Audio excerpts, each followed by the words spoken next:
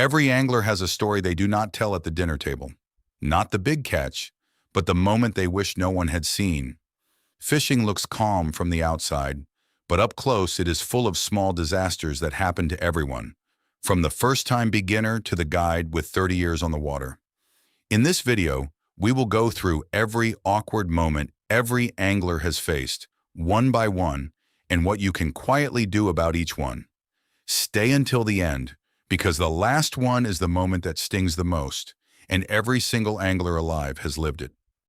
The bird's nest backlash.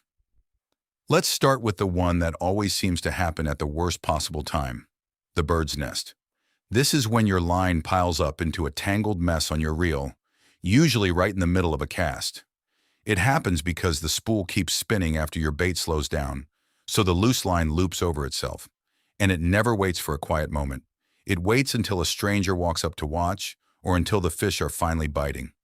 Two things help here. Slow your cast down and use your thumb to gently press the spool as the bait lands. If you already have a nest, do not yank it. Pull the loose loops out slowly, one at a time. Everyone has stood there picking at a tangle. You are not alone. Casting into the tree behind you. Some awkward moments happen before your bait ever reaches the water, like casting straight into the tree behind you. You wind up for a long, confident cast, and instead of flying forward, your lure sails backward and hangs in the branches above your head. It happens because you did not check what was behind you, and your back cast swept too high. Now you are standing there, staring up at a tree, shaking your rod and hoping the lure drops. Do this instead. Before every cast, take 1 second to look behind you and keep your back cast lower in tight spots. If the lure is truly stuck, point the rod straight at it and pull steadily. So if the line breaks, it breaks away from your face. The tree wins sometimes. Just try not to feed it your best lure. Hooking your own hat or sleeve. This one is quick, sharp, and a little embarrassing. Hooking your own hat, sleeve, or hood. Sometimes the cast goes wrong, and the hook catches you instead of the water. A loose lure on a windy day can swing back and grab your jacket, your cap, or the back of your collar. Suddenly, you are tied to yourself, twisting around trying to see where the hook went, trying not to move too fast in case it is closer to skin than cloth. Slow everything down when the wind is strong and keep your lure controlled until you cast. If it does catch your clothing, stop moving, find the hook with your eyes first, and free it calmly. Better your jacket than your ear. Reeling in trash instead of a fish. Nothing gets your heart racing and then breaks it faster than this. Reeling in trash instead of a fish. You feel weight on the line, a slow, heavy pull, and for a moment you are sure it is the big one. You fight it in, lift it up, and it is a clump of weeds, an old boot, or a plastic bag. The heavy dead pull of underwater junk feels a lot like a tired fish, especially to a hopeful beginner. But there is a small comfort. If you land a piece of trash, put it in the bin instead of back in the water. You did not catch dinner, but you cleaned up the spot. That is a quiet win most people never see. Crossing lines with the angler next to you. Put two anglers side by side and something always tangles. Crossing lines with the angler next to you. On a busy bank or a crowded pier, casts drift, currents move, and your line ends up wrapped around someone else's. Now you are both reeling, both apologizing, and both pretending this is totally normal. It usually happens when people cast without watching where their neighbor's line already sits. So watch the water around you and give the person beside you room. If lines do cross, stay calm and friendly, lower your rods and untangle slowly together. A tangle is not a fight. Handle it well, and you might even make a fishing friend out of it. The slip on wet rocks. Long before your gear takes a hit, your pride does. The slip on wet rocks or a wet deck. 1 second, you are standing tall and confident. The next, your foot slides and your arms are spinning like a windmill. Wet rock, green algae, and a slick boat floor are far more slippery than they look, and it always seems to happen when someone is watching. Most anglers, in that half second, try to save the rod before they save themselves. Try to do the opposite. Wear shoes with real grip, move slowly on wet ground, and keep your weight low near the edge. A rod can be replaced. A hard fall on rocks cannot. Save yourself first, even if the rod gets wet. Hooking yourself. Sooner or later, Almost every angler earns a scar from this. Hooking yourself. A hook in the thumb or finger is one of the most common fishing injuries there is. It usually happens while handling a lively fish, or when a hook under tension suddenly comes free and swings back. The awkward part is the quiet moment right after. When you look down, see the hook is past the barb, and have to decide what to do. So be honest about how bad it is. If the hook is shallow and the barb is not buried, back it out gently.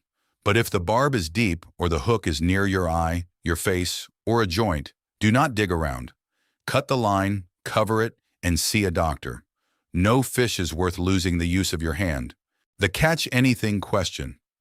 Timing is everything with this one, and it is the most perfectly timed of all. The friendly stranger who asks, "Catch anything?" They always ask at the exact moment you have caught nothing. You have been there for hours, your bucket is empty, and a happy walker says those two words with a big smile. And every angler feels that small sting of an empty day being said out loud. So here is the move. Smile, tell the truth, and keep it light. Say not yet, but the day is young, or say they are being shy today. A blank day is part of fishing, and how you answer that question says more about you than your empty bucket does. Own it with a grin. Getting skunked while everyone else catches. Few things on the water hurt as quietly as this. Getting skunked while everyone around you is catching fish. Getting skunked just means catching nothing all day. Same water, same weather, sometimes even the same bait, and yet their rods keep bending while yours sits still. It makes you question everything you are doing. Often the difference is small. They found the right depth, the right spot, or the right little detail, and you have not yet. Do not just stand there getting frustrated. Watch what they are doing. Where are they casting? How deep?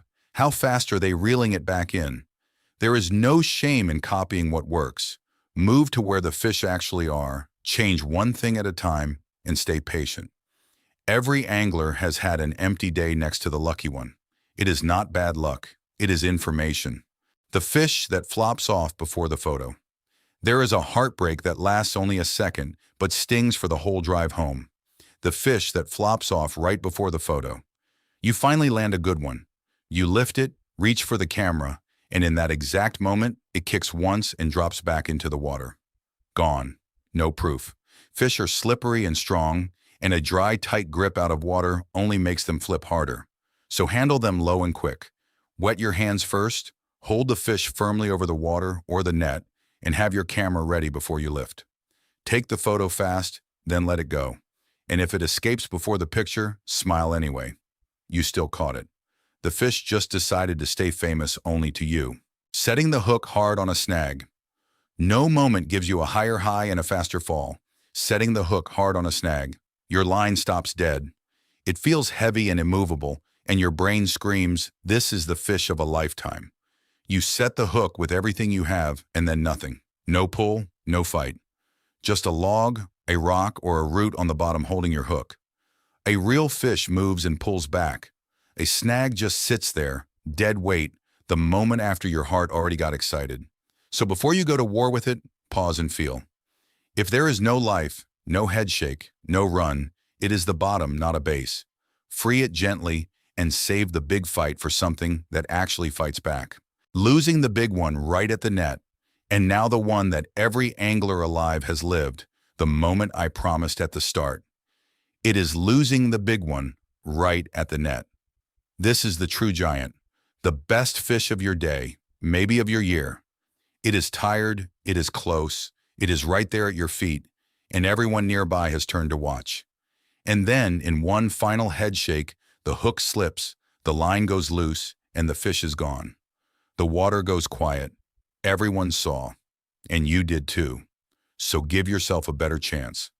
Most fish are lost in the last few seconds because the angler rushes, lifts the rod too high, or reaches with the net too early and knocks the fish off. So slow down at the end. Keep the rod low and bent, let the fish tire fully, and net it head first in one smooth scoop. But even when you do everything right, some giants still get away at the very last second. And that is the real secret of fishing. The one that got away is the one you remember longest, and it is the reason you will be back on the water tomorrow.